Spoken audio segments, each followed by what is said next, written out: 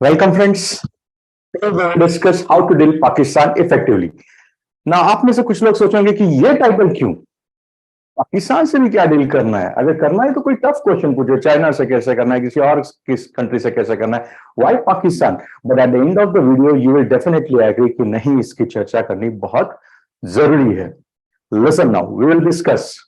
Now India Pakistan map आपको दिखाया.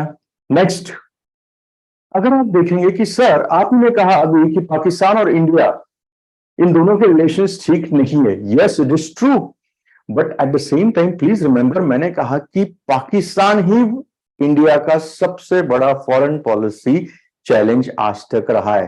पिछले 70 साल में अगर सारे प्राइम मिनिस्टर हो या साउथ ब्लॉक हो, सबके लिए सबसे बड़ा हेडेक अगर कोई है तो पाकिस्तान है. You will definitely agree. Please look at it. Now listen, शुरुआत कैसे हुई? अमृत महोत्सव इंडिपेंडेंस का हमारे यहां भी चल रहा है. ड्यूरिंग 1947 में पाकिस्तान भी क्रिएट हुआ और भारत भी क्रिएट हुआ. बट अगर आज हम कंपेयर करेंगे दोनों देशों की तो आपको पता चलेगा दोनों देश है कहां पे. चलो करते एक एक करके. पाकिस्तान ने अपना अस्तित्व ही क्रिएट किया था टू नेशन थियरी. मतलब क्या? मुसलमानों के लिए पाकिस्तान और हिंदू के लिए हिंदुस्तान, ये उनका मानना था. भारत ने कभी टू नेशन थियरी को एक्सेप्ट नहीं किया. उल्टा भारत ने सेक्युलरिज्म को अपना प्रिंसिपल उठाया. मतलब भारत यहां पे भी सुपेरियर हो गया. आर्मी के बारे में कंपैरिजन करने की जरूरत नहीं. भारत की आर्मी तो उससे काफी अच्छी है, काफी प्रोफेशनल भी है, 4 बार हरा भी चुके हैं.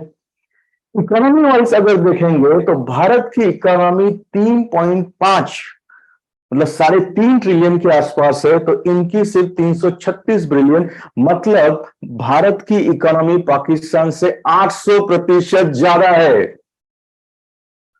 नेक्स्ट, पॉलिटिकल स्टेबिलिटी भारत में ऑलवेज है. आप कभी भी देखो, नेहरू से लेके आज तक कभी भी इलेक्शन के बाद जो ट्रांजिशन होता है उसमें कभी दिक्कत नहीं आता. ट्रांजिशन बहुत ही स्मूथली होता है अपने यहां. बट यहां पे पाकिस्तान में देखोगे तो हम लोग क्वेश्चन मार्क देखते हैं. भारत में ऐसे बहुत सारे हम पंतप्रधान देख सकते हैं जो सिर्फ 5 साल नहीं, 10 साल नहीं, 15 साल भी रह चुके हैं. बट यहां पे 5 साल से ज्यादा कितने पंतप्रधान रह चुके हैं? Very difficult. सो पॉलिटिकल स्टेबिलिटी में भी ये नेगेटिव जाता है. फॉरेक्स के मामले में भी देखोगे तो भारत का 567, तो इनका 9 बिलियन, मतलब कहीं पे स्कोप भी नहीं है. एफडीआई अपना 49, तो इनका 1.3, कोई कंपैरिजन नहीं. स्टेट की condition, Pakistan is heading towards failure state. I am not using the word fail state. Failing state के तरफ तेजी से जा रहा है. Versus Bharat fast developing country है, फास्ट डेवलपिंग विश्व गुरु की तरफ है हम. एजुकेशन और टेक्नोलॉजी के बारे में तो मुझे बोलने की जरूरत ही नहीं. साइंस एंड टेक्नोलॉजी हो, बाकी सारे इश्यू हो, वहां पे अगेन इंडिया ही सुपेरियर कर रहा है. But when you see this comparison chart, definitely one question हमारे मन में आता है, सर भारत तो हर जगह सुपेरियर है, फिर बात ही क्या है?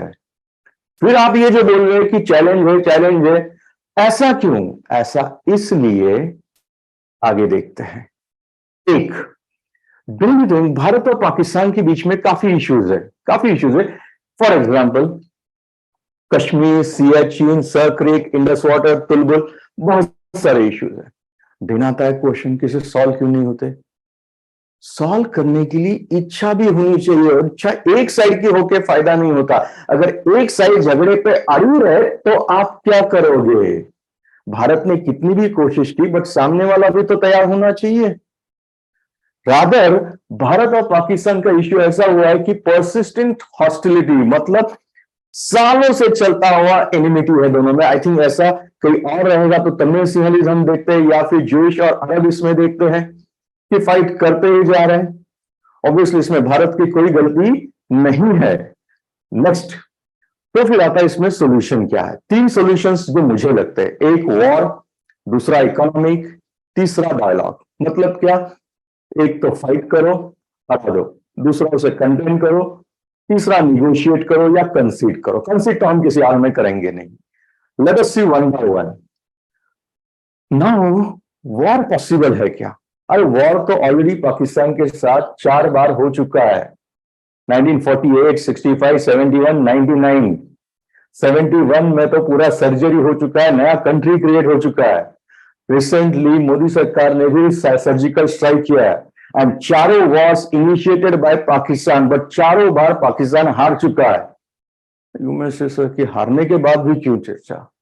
हारने के बाद ही चर्चा है, क्यों? बिकॉज 71 में हारने के बाद पाकिस्तान को एक बात पता चली कि इंडिया के सामने वो कभी टिक नहीं सकता, एंड दैट्स द रीजन उन्होंने दूसरा रास्ता अपनाया, that is proxy war, terrorism, militancy, और इसी के रास्ते वो भारत को बार बार परेशान कर रहा है। और आज Pakistan epicentre of terrorism है, मिलिटेंसी स्प्रेड करने में सबसे ज्यादा आगे है। Pakistan is considered as a mad child with a loaded gun. Please, मैं बहुत सोच समझ के बोल रहा हूं, mad child with a loaded gun, मतलब ऐसा चाइल्ड है जिसके पास लोडेड गन है। करेंगे क्या आप उससे डील? बहुत डिफिकल्ट है। क्यों? बिकॉज अगर आप इंडिया पाकिस्तान की कंपैरिजन करोगे तो India is a responsible power, Pakistan is irresponsible. मतलब अगर कल को वॉर होता है, Pakistan won't hesitate even for go for a nuclear. में से किसी अपने पास भी तो न्यूक्लियर वेपन है, yes, but don't you think fight में नुकसान किसका होगा? नहीं, में से ऑब्वियसली पाकिस्तान का होगा। बट एक बात याद रखो, हारने के लिए है ही क्या वो साइड में?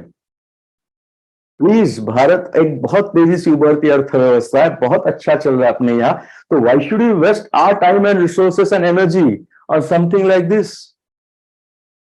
And that's the reason we have to deal it in a different manner.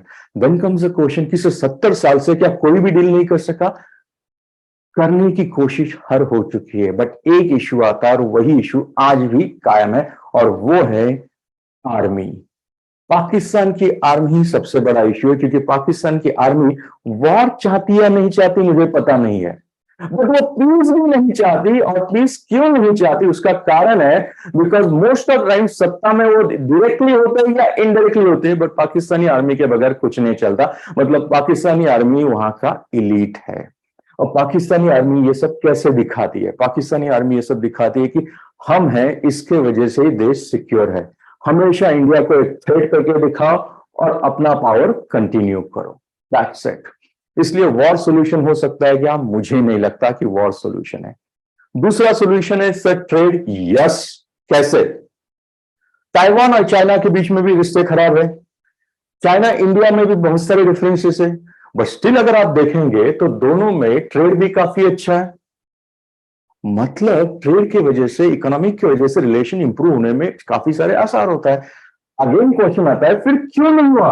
Again the answer is army, because वहां की army he most of the चीजें कंट्रोल करती है, बिजनेसेस वगैरह। दैट्स द रीजन एक हाइप क्रिएट की जाती है, कुछ डिस इंफॉर्मेशन या मिस इंफॉर्मेशन स्प्रेड की जाती है। अगर कि इंडियन व्यापारी यहाँ आएंगे, इंडियन बिजनेसेस यहाँ पे आएंगे, तो यहाँ के लोकल्स को कुछ मिलेगा ही नहीं, सारा सब कुछ वही टेक ओवर कर देंगे।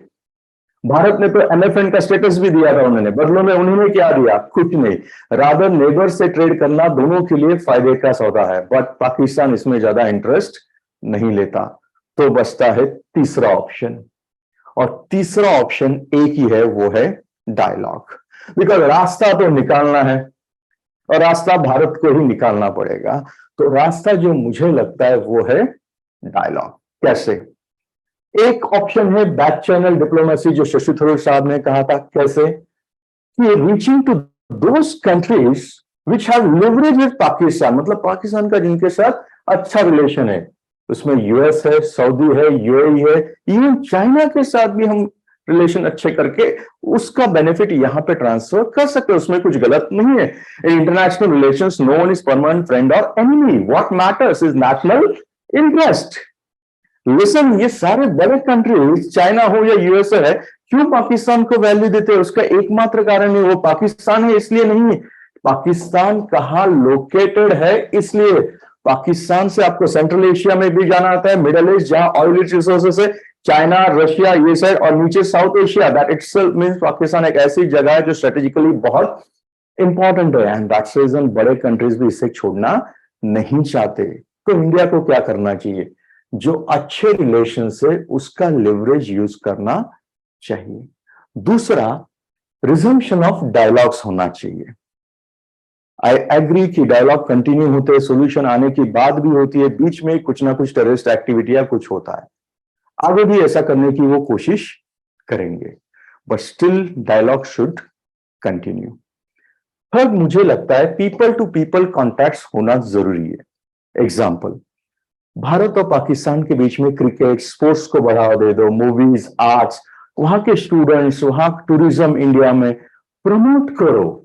इससे क्या होगा, जितने लोगों का एक दूसरे के साथ मिलना होगा, लोग इंटरेक्ट करेंगे, उससे ही फायदा ये होगा कि वहां की सिविल सोसाइटी पाकिस्तान गवर्नमेंट के ऊपर प्रेशर डाल सकती है कि आपको इंडिया से अच्छा रिलेशन रखना ही होगा। मतलब सबसे बेस्ट सोल्यूशन कहां पे है? यहां पे है। एंड ऑब्वियसली इसके साथ साथ दो चीजें और भी करनी है जो इंडिया का सबसे बड़ा प्लस पॉइंट है। पाकिस्तान की सबसे बड़ी इशू क्या है? Identity crisis. पाकिस्तान क्रिएट हुआ था रिलीजन के आधार पर, और भारत एक मल्टीकल्चरल सोसाइटी है जिसने दिखा दिया दुनिया को कि बीइंग मल्टीकल्चरल प्लूरल सोसाइटी वो काफी अच्छा डेवलप कर सकती है। मतलब सबका साथ सबका विकास एक्चुअल में भारत ने इंप्लीमेंट करके दिखाया सेकुलरिज्म प्रिंसिपल के साथ। सो भारत को अपने इथोस जो इंडियन कॉन्स्टिट्यूशन में कहे गए वो नहीं छोड़ने चाहिए। उससे क्या होगा? भारत का एक मोरल स्टैंडिंग डेफिनेटली सुपेरियर रहेगा। बट इसके साथ साथ एक चीज और भी करनी है आपको। कौन सी? मैंने वॉर नहीं कहा, इसका मतलब ये नहीं कि शांति रहो। The best way to avoid the war is always ready for war. Be prepared for war. Never trust anyone.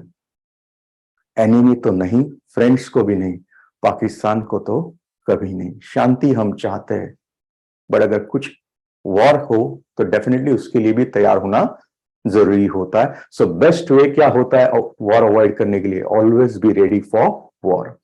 अगर ये सारी चीजें आप कंबाइन में करते हैं तो definitely there will be pressure on Pakistan and Pakistani government to maintain better relation with India, because prosperous Pakistan, listen carefully, prosperous Pakistan is not only good for Pakistan, it is good for India, it is good for South Asia also.